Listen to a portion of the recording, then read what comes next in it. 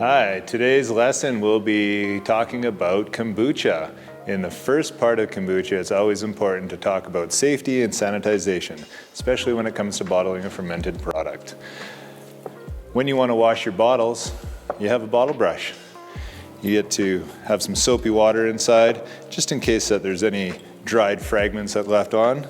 You're going to insert the brush, give it a few twists, and a couple up and downs, and pull it out. Something that you want to make sure your bottles are always nice and clean and sanitized before you start bottling your kombucha. Rinse the bottle thoroughly after you're done, get all the sudsy out of it, and then you're ready to go on to the next step. Next step, we'll be using a sani pump and bottles. Generally, I give 3 or 4 pumps up, let any of the excess sani drain out, and hanging it on the bottle tree to dry 12 to 24 hours. Next up, we're going to be brewing some tea for the kombucha. What you'll need for that is some sencha tea, making a tea bag here today, some cheesecloth, folding the corners up, making sure that there's no holes in it.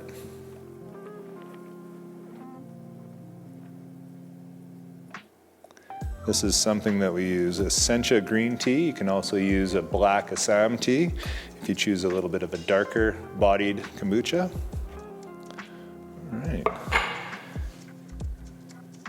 Here's our sugar that we'll be brewing into our vessel. This is an organic cane sugar that we like to use. And our hot water for the tea.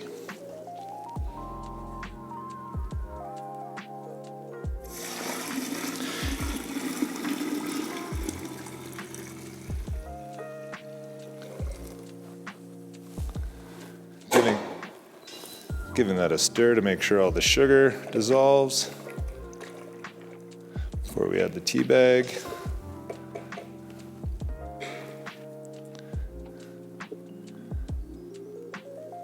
All right, there we go.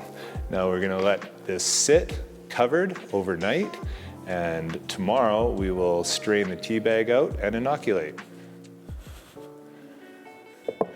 24 hours of tea sitting in the water.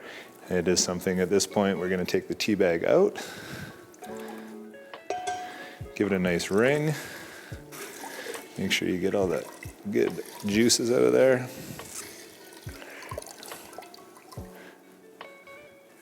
Set that aside.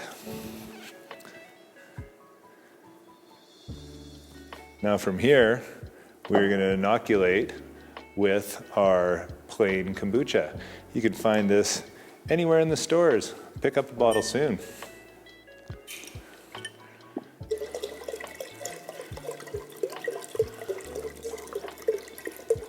This will start the fermentations, hopefully in a temperature of 28 degrees. All right, now that the tea is inoculated, we're going to cover it up with our tea towel. Let it sit in a nice, optimal 28 degree temperature room, anywhere from 10 to 30 days. All right, here is the next step.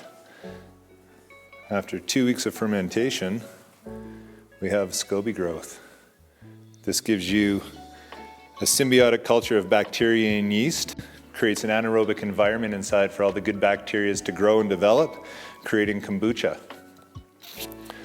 From here, what we're going to do is take off the SCOBY. We can start by lifting it up, placing it aside. So now into the bottling process.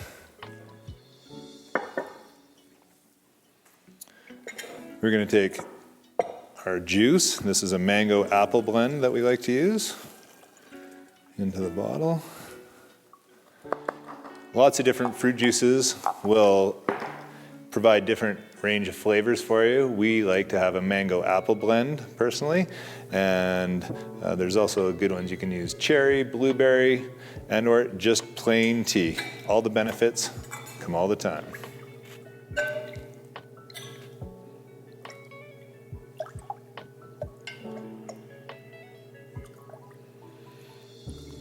This is a 1 liter bottle that we're using. We use approximately 15% juice to 85% kombucha tea. And we will let this sit for an additional 5 days at 28 degrees to allow the second fermentation process to occur, and all the natural carbonation will happen at that point.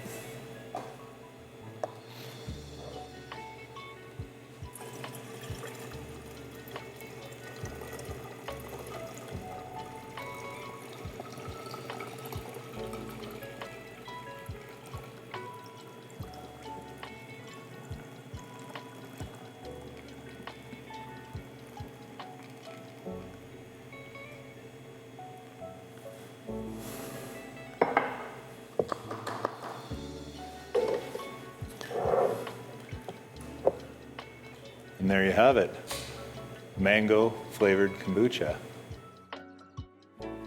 And after 5 days of being in the fermentation room, we put it in the fridge.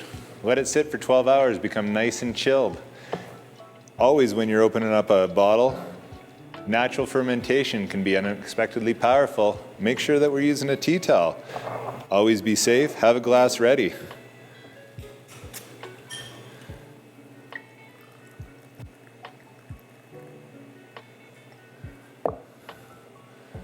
Cheers.